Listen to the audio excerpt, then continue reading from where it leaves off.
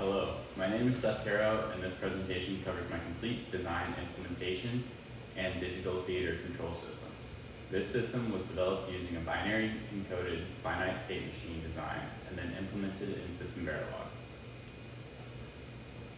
This project required designing a synchronous digital controller for a multi-purpose theaters system. The system needed to manage house lights, a visualization screen, and a 3-position spotlight, while responding to 4 possible operating modes: house, music, speaker, and play. The main objective was to create a compact and reliable finite state machine that follows all rules while using no more than 4 flip-flops, an asynchronous reset, and binary state assignments. The initial program requirement document described the theater environment in separate pieces. So the first challenge was transforming them into an understandable behavioral model. Here's a snippet of the system requirements. During music, visualization must be playing on the screen. During speakers, only the spotlight is active. The spotlight turns on and off from center and can move left to right, but must always pass through the center transition. There are 4 control switches: house, music, speaker, and play, and only one may be active at a time. The system has a global enable, which overrides all modes by forcing a safe shutdown, setting it to house lights on, spotlight off, and centered, and visualization off.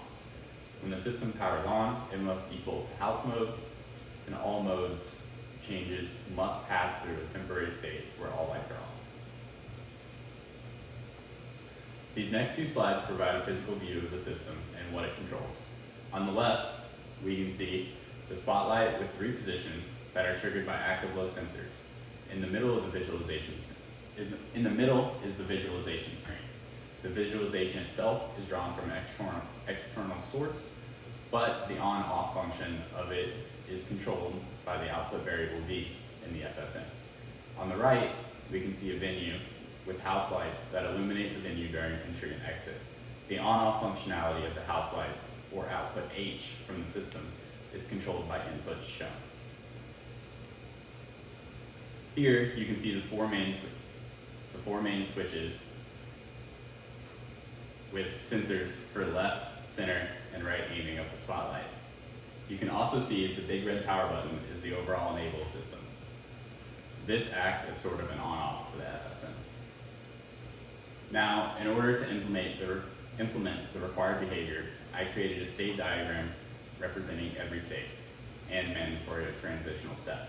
The design includes states for house, music, speaker, play, all off, and spotlight centering. The design reflects all constraints, including the rule that any mode change must flow through the all-off state, and the spotlight motion flows through the center. This is the state table that lists the states, the input conditions, the resulting next states, and the outputs in said states. It captures the enable override, the manually exclusive mode switches, and the active low spotlight sensors, and the required transitional behavior. Because we were limited to 4 flip-flops, each state is assigned a 4-bit binary encoding. Assignments were chosen to simplify the K-map derivations while still fulfilling the asynchronous reset requirement. This is the transition table. This acts as a bridge between the state diagram and all the equations that will follow. Similarly to the state table, it shows the present states, inputs, resulting next states, and outputs in the terms of Q1, Q2, Q3, and Q4. Using K-map minimizations such as this for each state bit, I derived the transition equations. These equations ensure predictable behavior for all mode switches, the enable override, and the spotlight directions.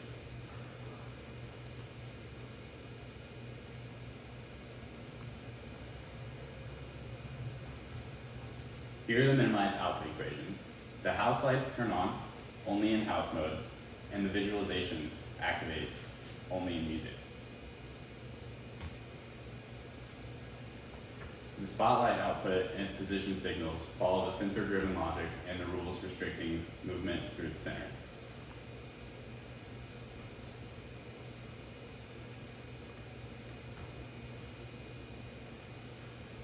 This is the full logic diagram representing the finite state machine implementation. It includes the 4 flip-flops, combinational logic for next state generation, and all output logic.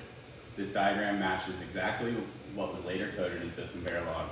Also, as a side note, I had to flip it sideways so it would fit on the screen. Also, while I was building it halfway through, I realized that it would be easier to have the inputs lined up in sort of a rainbow so I could grab them as needed versus having the mess that is this top half here. The test cases I decided that were absolutely necessary to test were if it could flow from state to state and that all outputs were acting as intended.